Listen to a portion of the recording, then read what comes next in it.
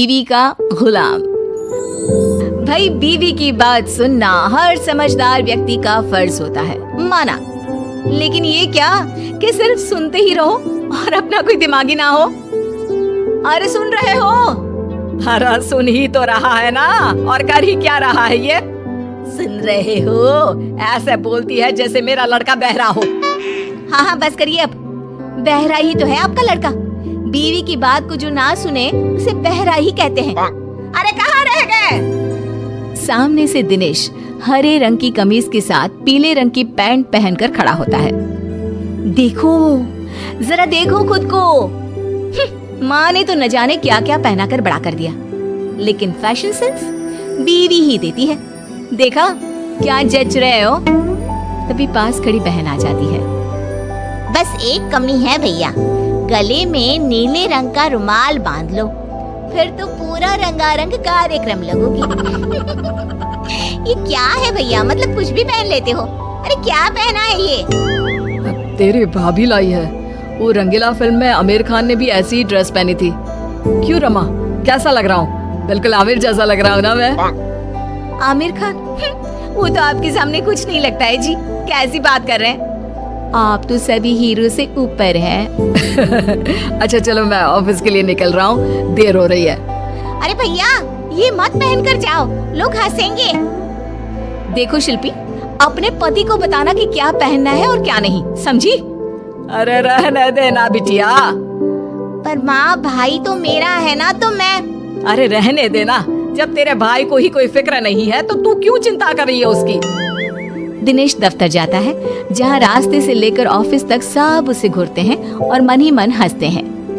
क्या बात है, ऐसे तो कोई मुझे देखता भी नहीं था। आज देखो कैसे सभी घूर रहे हैं। तभी दिनेश के दफ्तर में काम करने वाली श्रद्धा आ जाती है। क्या बात है दिनेश जी, लग रहा है जैसे कोई हीरो ऑफिस में आ गया हो।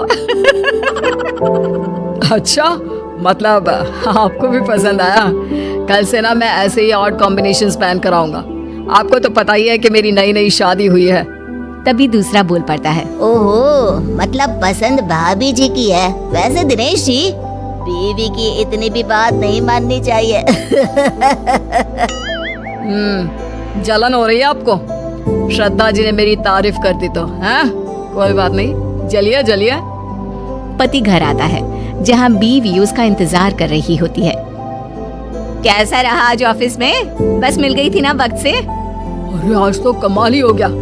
अरे दूर से ही बस मुझे देख कर रुक गई, मैंने तो हाथ भी नहीं दिया था। और फिर क्या, सभी मुझे देख रहे थे। मैं तो आज ऐसा फील कर रहा था जैसे कोई हीरो। देखा, मेरे कहने पर चलोगे तो राज करोगे पूरी दुनिया में। बेटा, खाना लग गया है, चल कपड़े चेंज करके आ जा। लेकिन माँ जी, हम लोगों ने रात का खाना छोड़ दिया है। वो क्या है ना, डॉक्टर भी कहते हैं कि रात को हल्का खाना चाहिए। अरे तो बता देती ना पहले ही, मैंने सबका खाना बनाया है। भाई तू तो खा ले, सब साथ में अब तक खाना खाते आए हैं ना। अब हाँ ठीक है, मैं कपड़े बदल कर आ रहा हूँ। वैसे माँ, मुझे बहुत भूख लग रही है। दिनेश वहाँ से कमरे में चला जाता है, जहाँ उसके पीछे पीछे पहुँच जाती है रमा। ये क्या है जी, जब मैंने कह दिया कि हम लोग रात का खाना नहीं खाएंगे तो क्या जरूरत थी हाँ कहने की? हाँ, आ रहा हूँ। अरे रमा, सारा दिन काम करके इतने दूर से घर आता हूँ, खाना नहीं खाऊंगा तो बीमार हो जाऊंगा। अरे चक्कर आएंगे, मर जाऊंगा मैं। कर लो बकवास। आपको पता है ना, मैंने फैशन डिजाइनिंग के साथ डाइटिशियन और फूड टेक्नोलॉजी का भी कोर्स किया था। अरे क्या बात है यार, तुम तो सच में बहुत टैलेंटेड हो। मेरी तो लॉटरी लग गई इतनी टैलेंटेड लड़की से शादी करके। हाँ, लेकिन उसकी मानोगे तब ना। अरे रात का खाना पेट में रह जाता है, वो पचता नहीं है, इसलिए रात में खाना नहीं खाना चाहिए। अच्छा, तो मैं मना कर देता हूँ। बात तो सही है, रात को तो बस सोना ही है। मैं अभी माँ को मना करके आता हूँ। दिनेश बाहर जाता है और माँ से खाने को मना कर देता है। देख बेटा, ठीक है कि बीवी की बात माननी चाहिए, लेकिन माँ की भी बात सुन ले। हल्का खाना है ना, तो तू ये 1 कटोरी दाल और 1 कटोरी ये हरी सब्जी खा ले, ठीक है? ठीक है माँ, ऐसा करता हूँ। वैसे भूख तो लगी रही है, पर माँ बताना नहीं, रमा को बुरा लग जाएगा। बस एक शर्त कि तुम रोज ऐसे ही खाकर जाओगे। अच्छा ठीक है, मैं रोज ना सिर्फ दाल और सब्जी खाऊंगा। दिनेश खाकर कमरे में जाता है जहाँ रमा इधर उधर घूम रही होती है। अरे क्या हो गया मेरी डॉक्टर साहिबा को? कुछ नहीं, बस वॉक कर रही थी। रमा को भूख लग रही होती है लेकिन वो करे क्या, कैसे कहे कि चलो दिनेश खाना खा लेते हैं। वहीं दिनेश मन ही मन माँ और बहन का शुक्रिया अदा करता है। दोनों सो जाते हैं लेकिन आधी रात को। हाय क्या करूं, भूख के मारे नींद ही नहीं आ रही। चलकर देखती हूँ क्या क्या रखा है।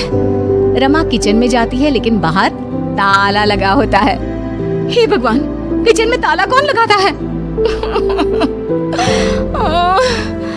पानी पीकर ही सो जाती हूँ। अगले रोज जब सब नाश्ते के लिए बैठे होते हैं तो रमा, पूड़ी, एक और पूड़ी। भाभी इतना भी तला नहीं खाना चाहिए, आप तो डाइटिशियन है ना। हाँ रमा, मैंने भी मेरी सहेली मैगजीन में पढ़ा था कि ज्यादा तला खाने से फेस पर पिंपल्स निकल आते हैं। अरे बस अब नहीं, 2 से ज्यादा बिल्कुल भी नहीं। अरे कल को तेरा फेस पिंपल से भर गया तो मैं कहाँ इलाज करवाऊंगी? रमा जैसे तैसे आधा पेट खाना खाकर कमरे में चली जाती है और फिर होती है रात। ला जल्दी से दाल और सब्जी दे दे। हाँ हाँ लेकिन बेटा बहू, अरे माँ वो डाइटिशियन है ना, उसकी आदत है भूखे रहने की, लेकिन मुझे तो तूने हमेशा खिला पिला कर पाला है। चल माँ, अब मैं चला अपने कमरे में। वहीं रमा एक बार फिर भूखी रह जाती है। दिनेश, वो तुम रात में खाना नहीं खाते हो तो तुम्हें कोई प्रॉब्लम तो नहीं हो रही है ना? दिनेश, जिसका पेट उसकी माँ के खाने से पहले से ही भरा हुआ था। नहीं तो मेरे लिए मेरी बीवी का आदेश सराखों पर। मैं नहीं खाता खाना, और सच्ची रमा बड़ा एनर्जेटिक फील करता हूँ मैं। रमा जिसका पेट पूरा खाली था वो सोचती है कि कहाँ फंस गई। किसी तरह रात कटती है और सुबह, भाभी वो आज नाश्ते में छोले भटूरे बने हैं, आप तो खाएंगी नहीं तो आपके लिए ये पालक उबाल दी है। पूरा घर बैठकर फूले फूले भटूरे खा रहा था, तभी रमा जोर से चिल्ला उठती है। नहीं हूँ मैं कोई डाइटिशियन, मुझे भूख लगी है, प्लीज मुझे भी भटूरे दे दो। मतलब तुमने डाइटिशियन का कोर्स नहीं किया है? नहीं, वो तो मैं बस तुम्हें इम्प्रेस करने के लिए। मुझे भूख लगी है। देख रमा, आज से ना अब ज्यादा होशियार बनना नहीं, समझी? माना बहू है तू, लेकिन वो मेरा बेटा है, तो आज से तू बहू बनकर रहना। और दिनेश तू, माँ मैं तो तेरा लाडला बेटा हमेशा